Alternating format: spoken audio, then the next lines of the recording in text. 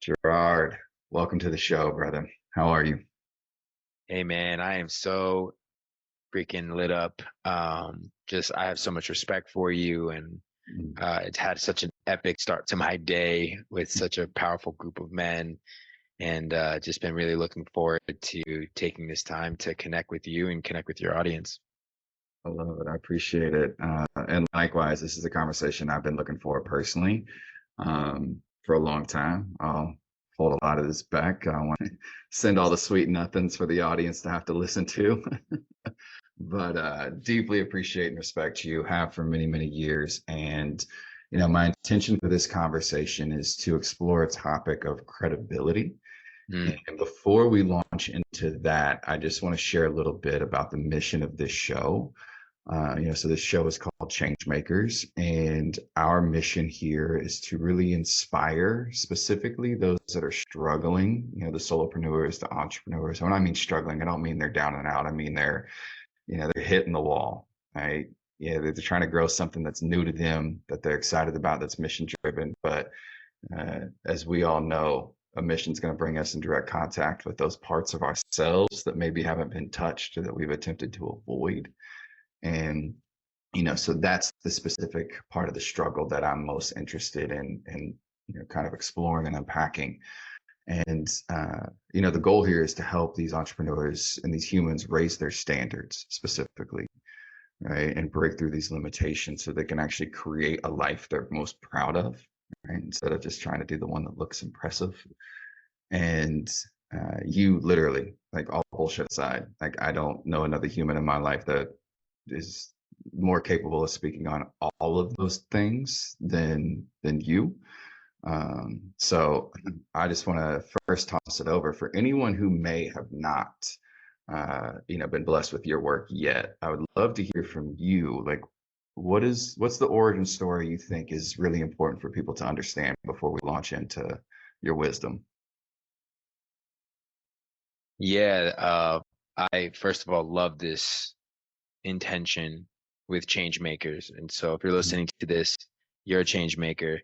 I honor you as a fellow change maker, as someone that continues to strive to raise my standards, that continues to go through my own struggles on a day in and day out. A lot of people see my success now. I've been an entrepreneur for 21 years. Man, I've launched so many businesses. It's ridiculous. My friend just came over my crib a few days ago to mastermind with me. Babies went to sleep. It was like, yo, you get a mastermind in, come over. It's a Friday night. And we started whiteboarding and just talking about vision. And he was pulling back layers to my kingdom, and he's like, yo, Mm, like, how are you doing all of this? We got this business and that business, and you're doing this. And I'm like, it's not easy, and the greatest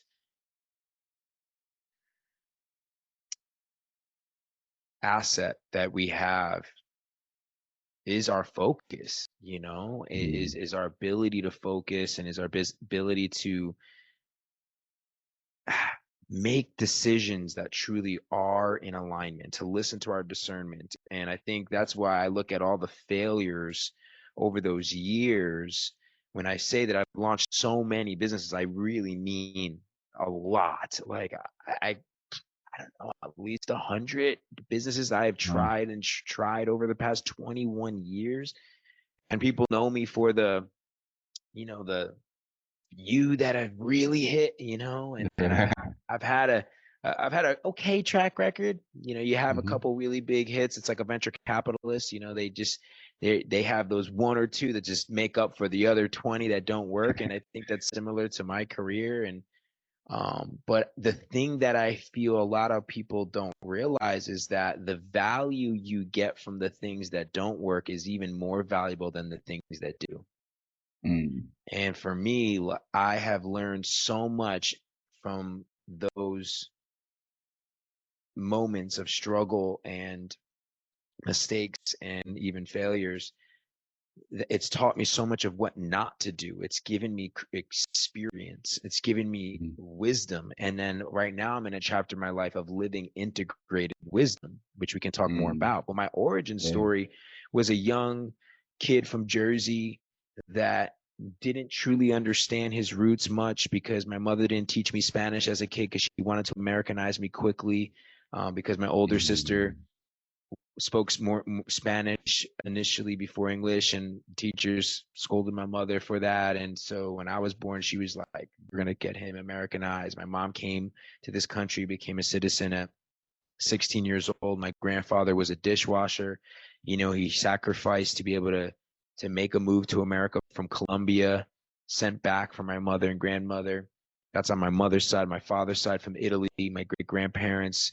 You know, we still have the chest that they came over with from a boat, left everything behind. And so, you know, I come from, like many of us in America, you know, came from roots that immigrated here for a shot of opportunity. And I think my parents did a phenomenal job at teaching me work ethic, teaching me the opportunity to believe in myself. But I didn't have entrepreneur roots. I was more of a kid who loved basketball, loved sports, was more of a third string player. Yeah. Got heavily bullied and had to deal with getting jumped. Grew up in a neighborhood that was lower middle class. Just I looked different. I was different. You know, light eyes, tan skin. A lot of people near me were either white or black, and here I am, this Latin kid that doesn't even speak Spanish, and I didn't fit in quite right. And so I for whatever reason, you know, the kids that had struggles of their own at home took it out on kids like me, and so Mm. that affected me in a big way.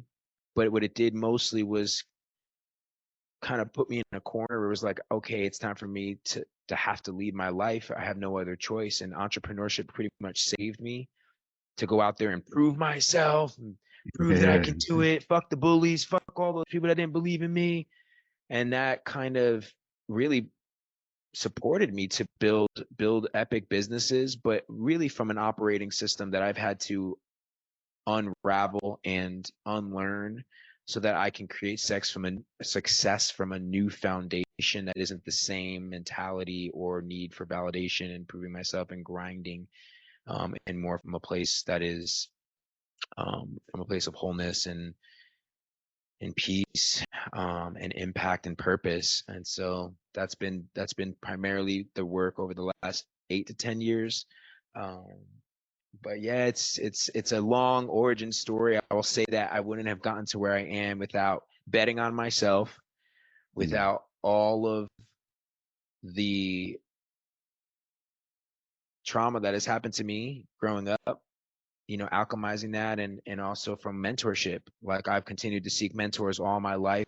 The very first mentor outside of the mentor of my father and my mother, you know, was a young guy who changed my life, who gave me a shot, taught me internet marketing, taught me how to understand how to read a income statement, balance sheet, what a PE is, stocks, how to invest, how to write emails, how to build an email list, how to build things. And he changed my life significantly. And so digital media, stocks has been a pretty common denominator throughout my entire career.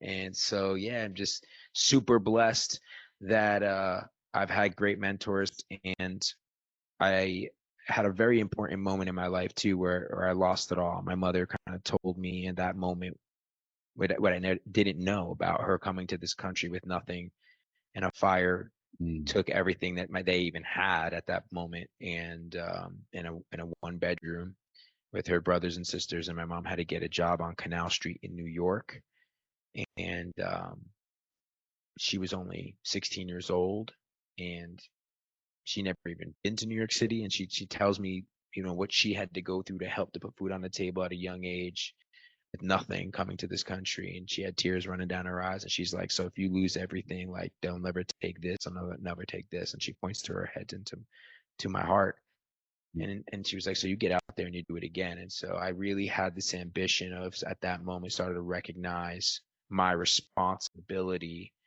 Mm. to playing all out, and to give back to my mom, to give back to my lineage that sacrificed so much. And so that's it till this day is my leading, like, fire in my belly still. You know, Yeah. it's like I have this responsibility as the leader of my lineage to just be the very best man that I can be and to maximize my potential. Wow. There's so many things here. And first off, shout out Mama Adams. Like it's so interesting how defining certain moments are, right? And I know as I'm listening to your story, one thing that I'm very clear on, right? I grew up, I would middle class, lower middle class, rural Indiana, but my now at 40, in hindsight, looking back at my life, I recognize how privileged I was in a lot of ways. And most of the, one thing when I talk about privilege, it's one of the very first things I say is like the fact that you're unaware of it means you have it, right? And that's been my reality when I look back on that, and one thing that I've noticed is, one interpretation I have from my childhood was that, it wasn't okay to be bigger, to reach your potential, to do these things because it made people around you uncomfortable. Right? So like the opposite interpretation of a struggle, like seeing my mother work 7 days a week and all these different kind of things, like, it took me a long time and I'm still unraveling that narrative that not just that it's okay, but it's my responsibility to now show up and take care of those who are within my care, right? Mm. In a way that not just makes me proud, but in a way that they ultimately deserve. And I know you do a lot of men's work now, and this is something that I think has probably long been your destiny. Um, and one thing I'm very curious about, and there's so many details here, but identity is the big one, right? That's the thing that I heard you speaking to mostly, and I can't even imagine what it must have been like as, someone who is so close, so connected to a heritage that at the same time probably felt so distant and foreign. And so how has that, and I know I mentioned credibility, which I'll get to in a second, but identity, like how has that struggle to know who you are, to I imagine feel confident in where you stand, living with both feet, with a foot on each side of this fence of America and Spanish and all of these things, and never feeling like you could really fit in, is what I understood you sharing. How has all of that translated into you navigating the inevitable ass whoopings that is entrepreneurship? Yeah, first of all, thank you so much for sharing, man. Like, especially that piece on privilege. I mean, more now than ever with everything that's going on in the Middle East and just the suffering that's happening on our planet. Even just the local community too that I've been building and just seeing what people are carrying. And it's so true, man. I love what you said there. And if you don't even know, then most likely you have it. And I feel extremely privileged at this point in my life. Wow. Like I remember when I just got back from Colombia a few weeks ago, had the calling to go to meet a brother, and Mhm. it was during Mother's Day. I've never spent the Mother's Day without my mother, and this is the first time I said, I want to go to the motherland and like feel like where What you a come different kind of from. Mother's Day. Yeah, and I saw a guy get robbed at gunpoint. I've never seen a gun Oh so close shit. to me. And I just like when I got back to America, the things I saw out there, of course, there was the beauty, the music, the food, everything. But there was also that other side. And I got to really have the contrast of the safety that I have here in America and the opportunity and the difference. And that really cemented for me the privilege that I had, and just also the sacrifice. Sacrifice has been really present for me. Thinking about that, I've been hearing it more and more recently in different ways.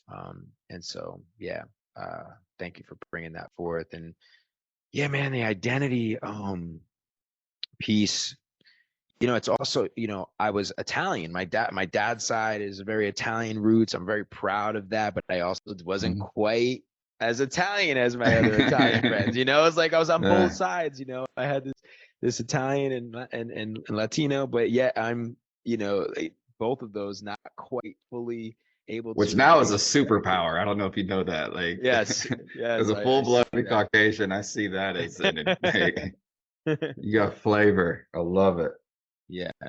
Yeah. It just, for me, the biggest difference is when I was younger, I didn't feel like I fit in. So the way that Mm, that showed up for me was kind of, I have no other choice. But, and I know that some people do have a choice. I mean, we all have a choice, and we can be victims of the story or we can be victors of the story. And I felt like I had this shot to like, it was either that or I'm going to end up in jail, or I'm going to end up as a drug addict.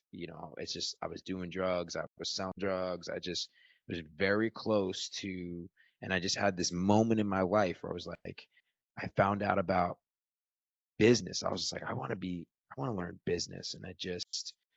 And then that became my identity. I was just like, I'm going to, go out and not be this failure everyone thinks I'm going to be. I'm going to learn about business, go all in. And became my identity.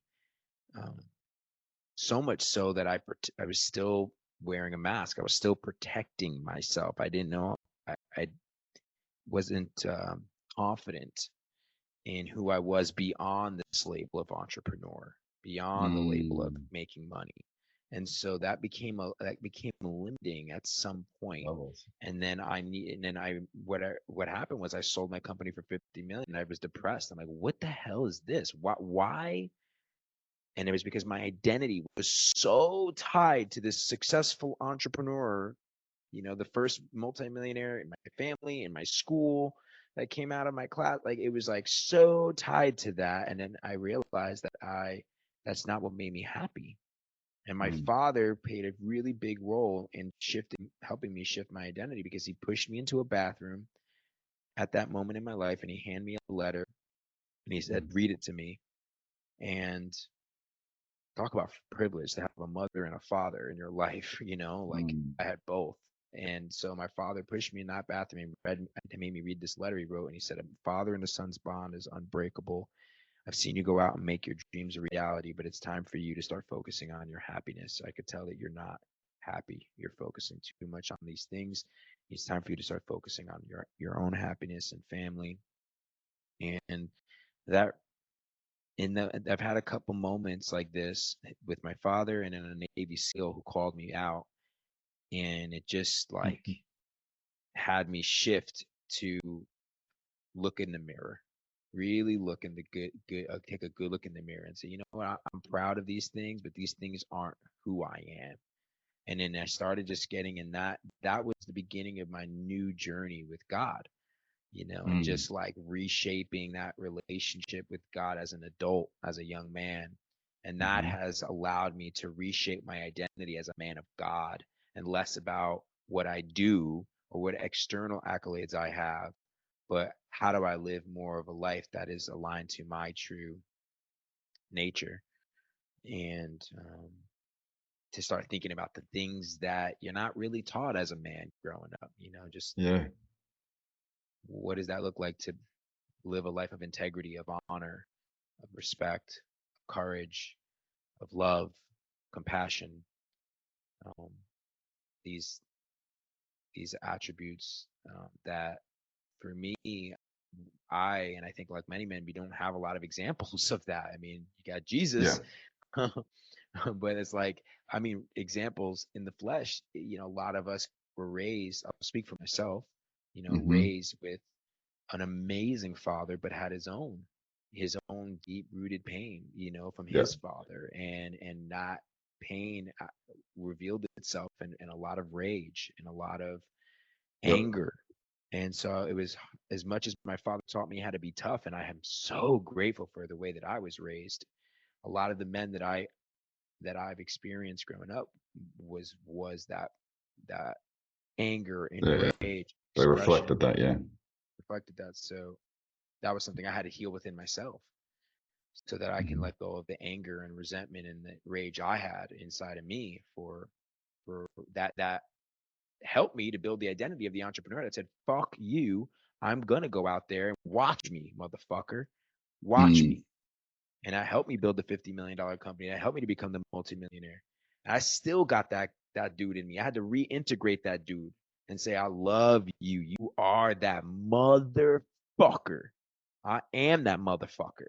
But I've been able to learn how to harness that, learn how to wield that power, and learn how to make sure that I'm leading from a place that, even though I have that grit in me still, that helped me to build those multi-million dollar companies, and be sure that you guys haven't even seen nothing. Like, I'm just getting started.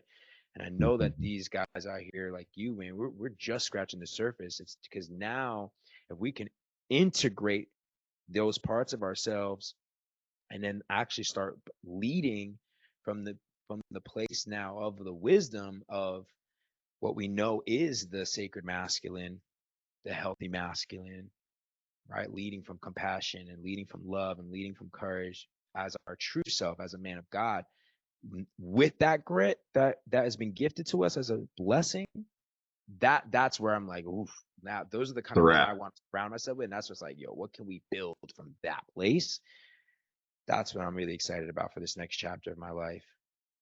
I love this. And it's so funny you're answering so many of the questions that I jotted down before we hopped on here. But as conversations go, they kind of take a turn. And I'm very curious about something. So I opened this saying we would touch on credibility, and I think we are, but in a different way. So you mentioned this kind of pivotal intersection where you highlighted two specific men that played a role, one being your father and another being a Navy SEAL. And it just so happened to be at the time where you had, either it's when you sold the first company for 50 million, but you were sitting in this really, really powerful position yourself. Right? So three positions of debt, right? And perspective, it sounds like. So credibility, what was as a man who achieved the things that so many of us, myself included, assume makes you whole, makes you powerful, makes you all these things, right? To then yet be left with a void still, right? I'm curious. So, in your experience, what's the difference as far as like credibility is concerned in the eyes of those who you care about? First, I think that's a huge caveat, right? But what's the difference, or what was the difference for you between proving you were that dude to being respected as that dude? Man, these are the best questions. You're such a great interviewer. You're having me think about things like in a way I haven't been asked before. So thank you for your Mm, curiosity. Um, and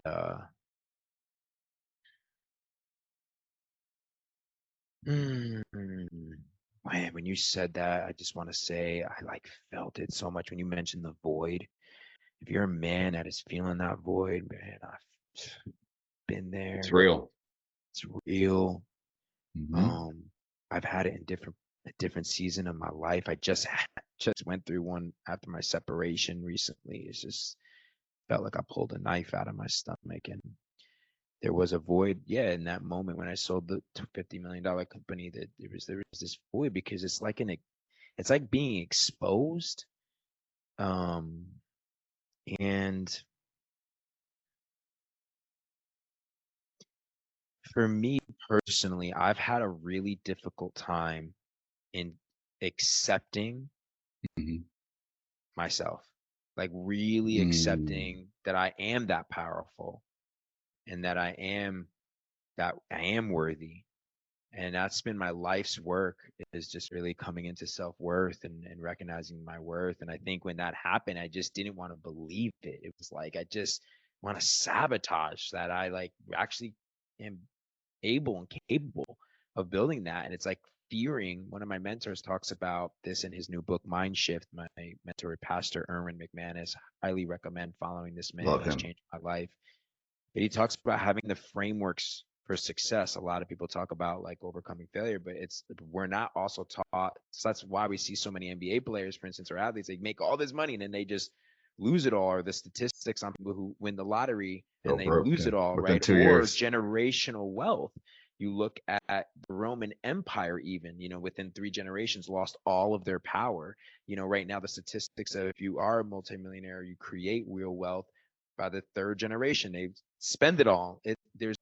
There is a opportunity to understand what stewardship looks like.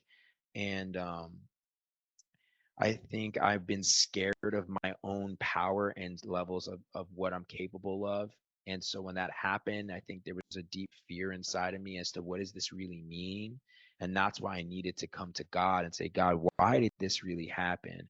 And this identity shift for me became so important because it allowed me to understand responsibility and let go of the ego of proving to look worthy, look powerful, look certain, like that I'm successful, and actually make the initiation, take the rite of passage to being powerful, being worthy, being successful, not based on anyone else's views, but with my relationship to God, so that I can have a greater capacity to be responsible, to steward the the power, the wealth, the influence. And so, like, I don't know if this is answering your question or not, but I just feel like, God, when that void happened, I was like, I knew there's only one way to deal with this void. And it's like, I gotta look at the man in the mirror. I gotta like walk through this. But I just didn't know how. Luckily, I had a couple guides that called me out. Mhm. My dad, this Navy SEAL, and then from there, it's like everyone's. I can't. My path is not someone else's. If you're listening, like you just gotta know it's time. Like it's time to take that jump. It's time to take these paths forward, and it's your relationship to God, and that may look different for you. For me, plant medicine played a role in it. That's how I met Mhm. Matthew. Having psychedelics played a role in it. Yep. Church has a role in it. Yep. Deep prayer, different. But I was in this moment of like, okay, it's time for me to go seek this relationship to God so that I can get more clarity as to who I get to become, so that I can be a match to the level of responsibility that I've been scared of. But it's time. It's time. This is why my work now is, what does it mean to step in being a guardian, a guard of honor? Mm. Stepping into this role for me of being a guardian now, as the leader of my lineage, as a torchbearer, beyond the external success, but in a way that truly can store generational legacy and impact for my family now, but also for future generations. And it's just a completely different game. It's a completely different game, but it's the most amazing game, because you can have it all, but you stop chasing the money and the fame. You stop chasing all the money, sex, and power that we've been taught are the things that we Yeah, it's a need, and boys' make our game. boys game, and you step into king shit. And Right. that's a whole nother game. But it's like, yo, when you start seeing the results of that game, like I'm witnessing healing of my father. I'm witnessing healing of my mother. I'm witnessing Uh, healing of my family's lineage. Like I'm witnessing my daughter doing like things at 2 years old that I had to learn in my 30s. Like it's a whole nother that's how you game. change. That's how you change the game. Correct. And it's Yeah. the faster that you just come face to face with the identity that you've built to protect yourself, and the faster you can get the courage to allow that to disintegrate and die to that, and rebirth and resurrect in the image of God that he made you to be, like the faster that you get to play this new game as as a guardian, as a guard of honor, as a king. I want to reflect something that just hit me pretty hard. So what I hear you describing is an ascension, right? And the early years were protection, right? Proven you weren't going to be fucked with, right? You were going to stand up for yourself, whatever that looked like, by any means necessary, scrappy. Right? And I'm mindful of the time here, so I'll make this quick. So you go from that, like, you're realizing that you got two options, right? And you choose to create something. You choose to make your mother and your father proud, whatever that looks like, right? And then you prove that it can be done. So that ascension level, making the money, building the things, what I hear and what you represented to me long before we ever actually met was you were the example. Right? You were an example that it could be done. It was possible, right? But what I hear you describing now is moving from the example, which is ironic because you identified and maybe still do a lot, at least in your marketing, as the millennial mentor, right? And it's interesting because at that stage, you were the example, you were the proof that it could be done. What I hear you talking about now is you're going from the example to mentorship, like from proof it can be done to the wisdom and how to guide and protect and manage. Like it's no longer proving you can because you have it. It's having it, knowing you got it if you need it, and taking care of those in the process. Yes, and to add to, because the question was really potent, and I thank you for that reflection, because it allowed me to remember that if you're in the stage where you are still building the credibility, like you see the horizon of stepping into the guardian, the protector, this next chapter, but you're like, I still am figuring out how to make bills. I'm trying to figure out how to get to this financial freedom to take it. I get that. And the way that I was able to do that was building the evidence that I can from small wins. And so it's like figuring out how can you set yourself up to get the small wins every day and be really clear as to what does it look like for you to get the wins of that for X amount of clients, or whatever that The survival game. KPI is, that's going to build step by step, brick by brick, to get you there. And I love to do another podcast with you, or connect more with entrepreneurs that are looking for that. But for me, it really was like not giving up, learning from my mistakes, getting the small wins, compounding those wins, actually hustling to do what I needed to do to get to that level of income that started to allow me to recognize that I have the ability to generate revenue that is valuable, that solves real problems. And it's a little bit more of the mundane work, but to me it was like doing that for so many years. That wasn't the fancy stuff, that wasn't the thing that anyone was really witnessing, but it was like actually putting in the work, and figuring out, how do I build something of value, and how do I create small wins, and how do I do right by my clients, and how do I build a strong foundation. And over time, you start to see the evidence, you start to see the results. But everybody wants to fix the quick fix, and for me, it's most people don't see my success, they don't recognize the amount of years. Like even the company that sold, it took me 4.5 years to get it to a place of actual sustainability that then would become an exitable company. People want it right now. And so you just gotta Yep. give yourself the patience, take the time. And the thing is like, it's the best investment you'll ever make. And short-term pain, long-term gain. If you were to put and dedicate the next 4 or 5 years of your life to building that foundation, to building the credibility, to building the evidence, what is that worth? It's for the rest of your life. Those Yep. those years for me set me up now, and I'm not even 40 yet. So it's like, okay, now I can step into the kingship and start playing more of this guardian role and play the new game. But I did want to make sure that I had a certain level of stability. Yeah.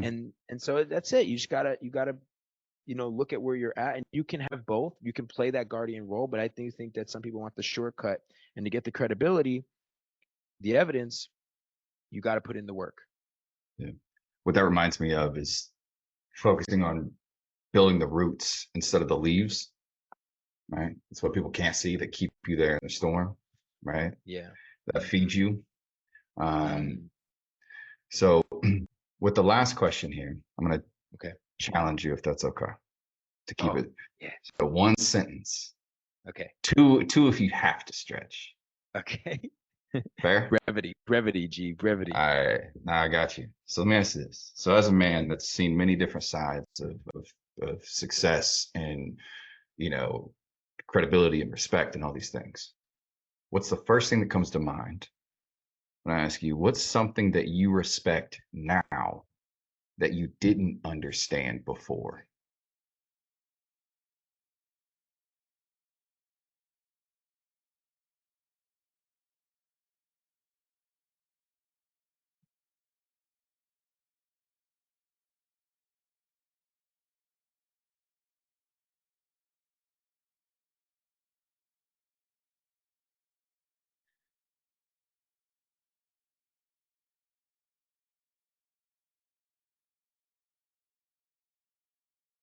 It's coming through right now. It's coming through. Hmm?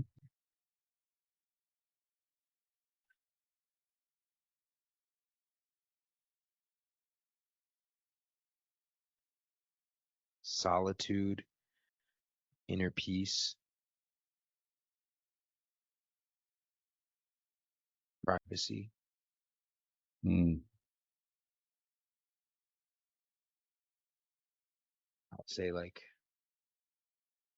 I wanted to be so seen for so long, but once you finally face off with the person in the mirror, you recognize